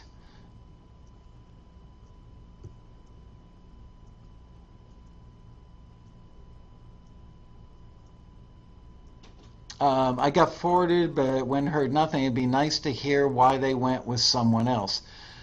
Again, going back to, this is from Audio New York, New Jersey, NYNJA. People in the industry, real professional people in the real professional industry don't take the time to go, this is pretty good. However, if you'd gone up an octave on the third note of the last line of the chorus, it would have given it more impact. They don't have time to give that feedback. They don't want to give that feedback. They need to either concentrate on making their executive producer happy if they're in the position of being a music supervisor. If they are a publisher or music library, they'd rather be pitching. They don't get paid to give you feedback. That's why we do what we do, because there was that missing piece. Taxi grooms you for success in the industry. A lot of people say they do that. We actually do. We've got a track record that proves it.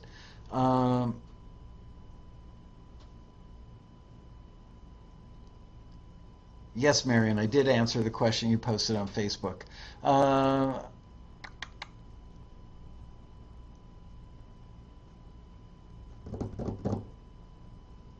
Robin Laguna says the taxi screeners also often give you that missing piece of feedback. Yep. Mojo, what was that thing that Russ asked earlier? Question, how and why did you come up with the name Taxi?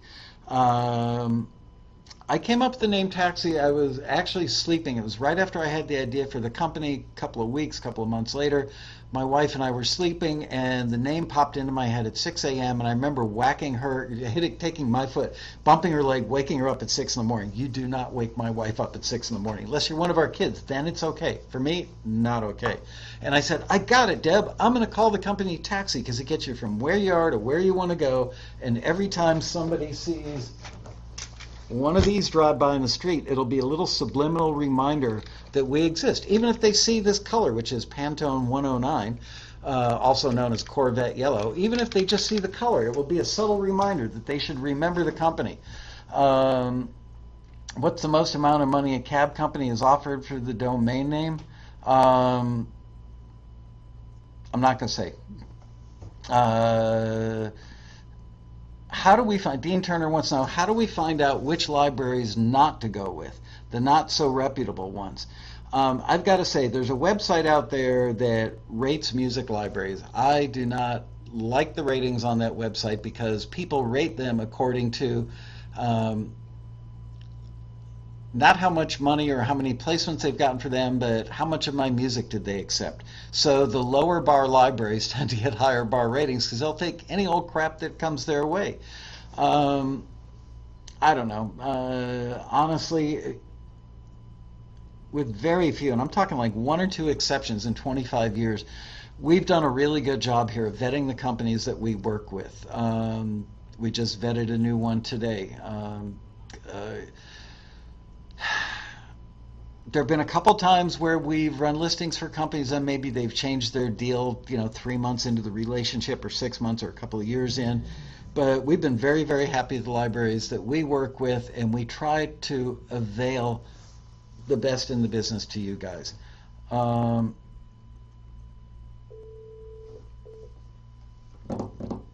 Apparently I answered the question Russell wanted to know in great detail. Me in great detail? After drinking one of these?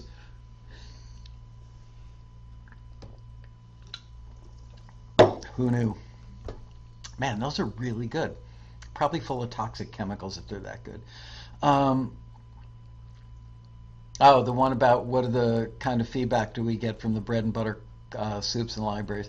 I'm telling you, I'm not exaggerating to say that we've had kind of a renaissance around here for the last 2 years, and it's been a little frustrating. I'll tell you why in a second. The renaissance is the quality of the listings and the places we're getting the listings from, and the number of deals happening through all kinds of taxi channels. Everything has improved pretty substantially over the last 2 years. Not that things sucked before, but we've really hunkered down, and I'm really proud of the staff.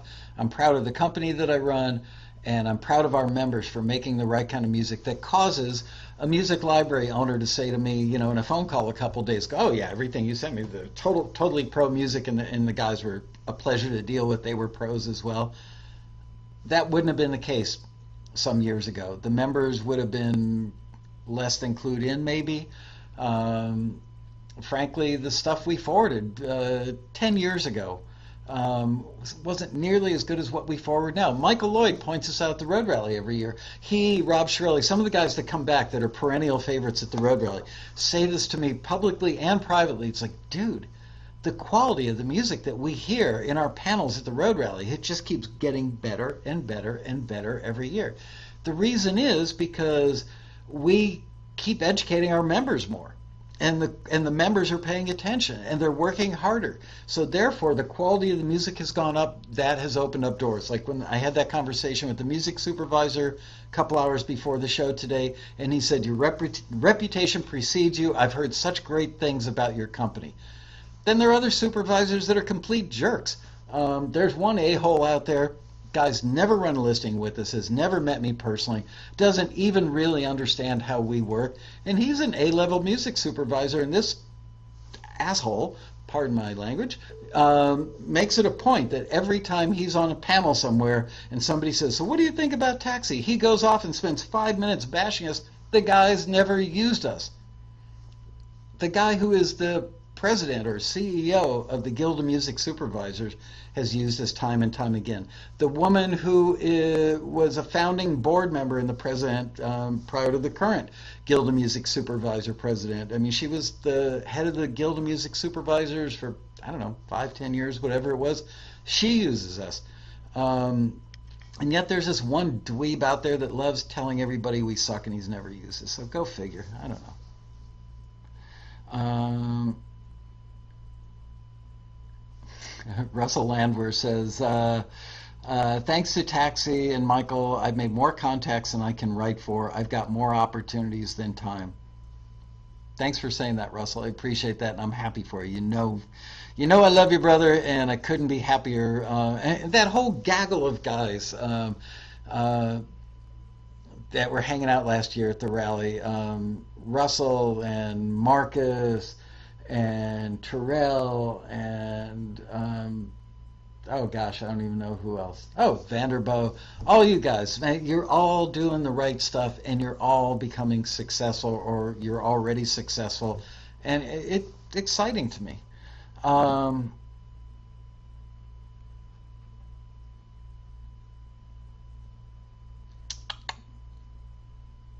Let's see.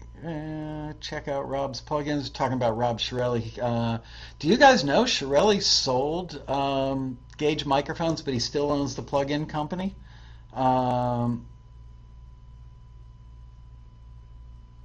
Published One says, Michael, I'm not saying this schmoozing. I really believe it starts with the CEO. Thank you. Well, thank you.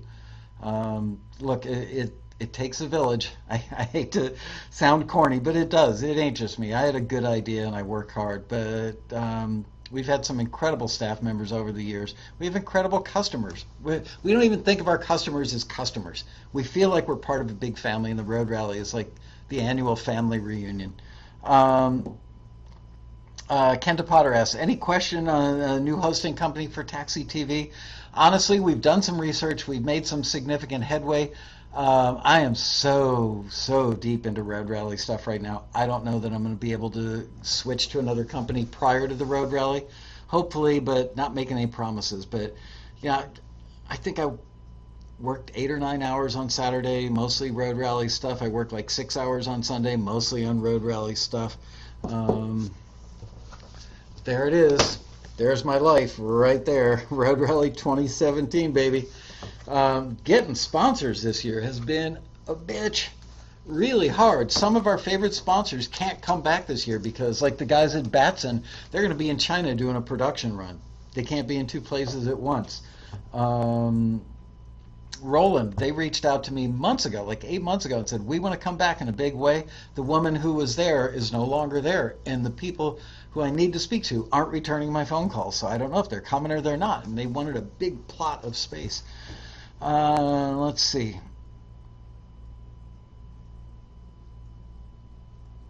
Kenda Potter says a new streaming host, not a new show host. Frankly, I would love a new show host. I'd love to take a little break.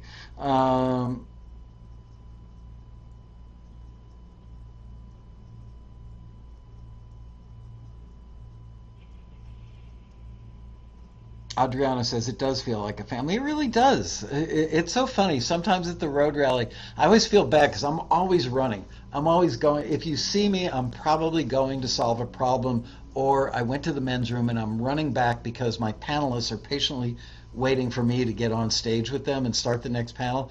I'm always in transit. I'm always late. I'm always in a hurry. And I wave to people, say, I'm dying to talk to you. I would love to shake your hand and meet with you, and I can't. And I know that they think, God, what a jerk. I came all the way from the UK to Los Angeles, and this guy can't spend 30 seconds with me. So I'm apologizing in advance for that. On the other hand, I see people sometimes from across the room that I know, they know me, and they know I know them, and they're shy about coming up to me. People, it's like, wow, you're the owner of Taxi. Come on. Really? If that intimidates you, please don't let it. Um, uh, Hard to sell a used bass these days, Mojo says. Um,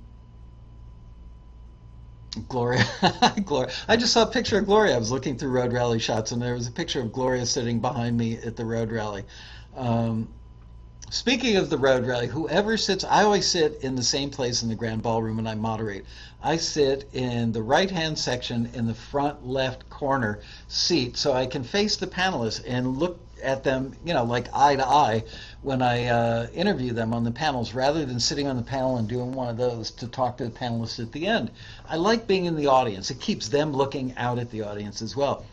And when I saw that picture of Gloria and her husband sitting behind me at the road rally, I remembered that, like, I had 3-4 years running where somebody was always behind me, like eating potato chips, and I'm trying so hard to like appear to be intelligent and like going with the flow of the questions and listening to the responses that the panelists are giving and trying to formulate my next question, and somebody behind me rattling like a bag of potato chips. Not you, Gloria, but somebody. And I found out recently that there's actually a syndrome or a disease or something for people that can't stand little annoying noises. That's me. I told my wife, she didn't care.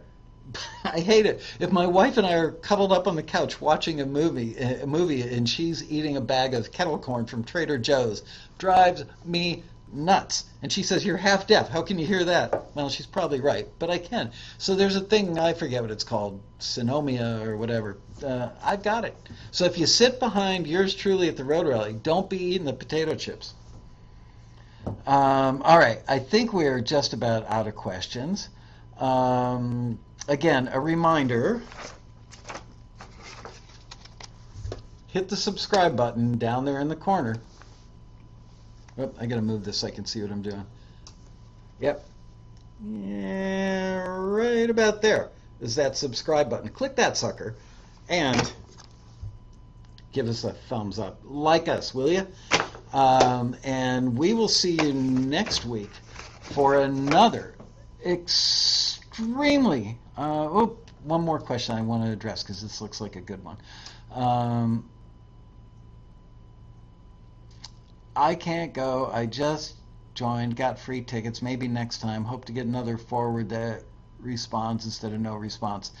Be patient, Audio, New York, New Jersey. Seriously, I can tell by your presence there in the chat room. You're one of those members that's going to get frustrated and pissed off, and you're not going to hang in there, and you're going to call us 6 months into your membership going, I haven't heard anything from these companies I've been forwarded to. Go on our forum, forums with an S, forums.taxi.com, and ask the members who have gotten deals how long it took them. There's even a thread about that on there. It takes time, but it does happen. You got to hang in there. And I'm not saying that just to get you to renew for a second year, but the vast majority of the action starts happening in year number 2 and year number 3. It's like going to med school. It's like going to law school. It's like getting a master's degree. It's like starting a hot dog stand. How many people open a restaurant and immediately become profitable? You got to invest time. It will come. Russell Landwehr says, took 2.5 years to get a deal. And how many songs do you have signed, or instrumental cues do you have signed in the library right now, Russell?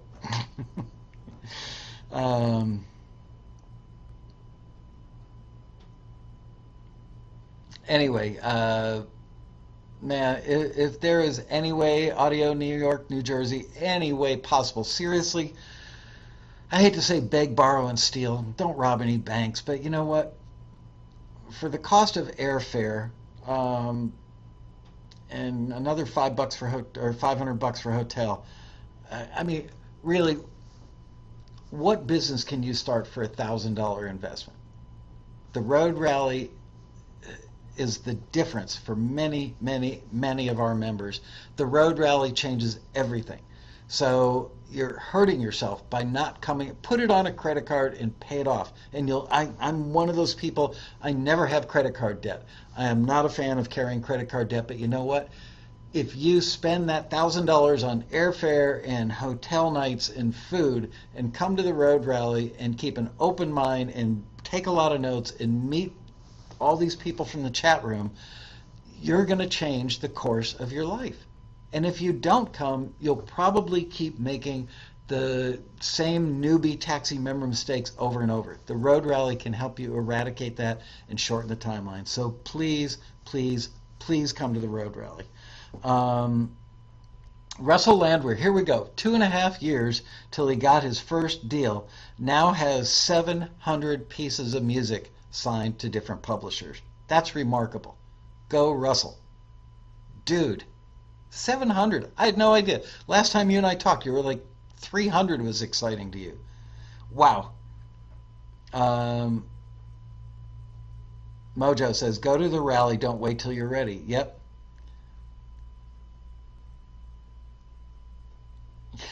Drowned is talking about tenderloins. That's a whole other subject. I love tenderloins. Those of you who live in Illinois, Indiana, and Iowa know exactly what I'm talking about. The rest of you dudes and dudettes are clueless. Just accept that. Okay, I have gone for almost 2 hours. I really got to go. Thank you for watching. I have no idea what I'm doing for next week's show, but I will see you then for another exciting episode of Taxi TV Live. Bye-bye. Adios.